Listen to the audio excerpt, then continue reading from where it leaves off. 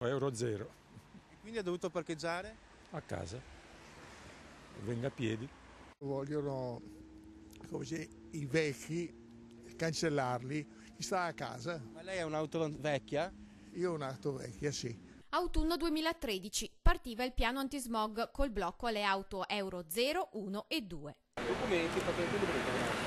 Estate 2014. Pronto il questionario che porterà alla nuova ordinanza. Già quest'anno, anche per evitare i passati malumori e sempre nell'ottica di amministrazione condivisa, da venerdì parte il sondaggio online. Tutti i trevigiani da nord a sud della provincia sono chiamati a rispondere e dare il proprio contributo sulle misure di contenimento dello smog da far adottare al comune.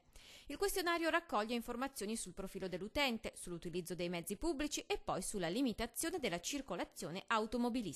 Chiederemo appunto ai cittadini attraverso questo sondaggio, questo è l'obiettivo, di capire quali auto dobbiamo fermare, in quali modalità, fino a che cilindrata, se fare le targhe alterne. Un obbligo di legge ma anche una comune responsabilità, quella di combattere l'inquinamento. Il questionario sarà online fino a inizio ottobre, poi l'analisi e per la fine del mese l'ordinanza antismog 2014. Nella logica di cambiare abitudini, cercare di incentivare comportamenti diversi di mobilità, spostamenti diversi, utilizzo di mezzi differenti, dall'autobus alla bicicletta, quindi contenere possibilmente il maggior numero di auto. Il blocco auto sarà solo un aspetto delle misure antismog, si pensa anche alle fonti fisse.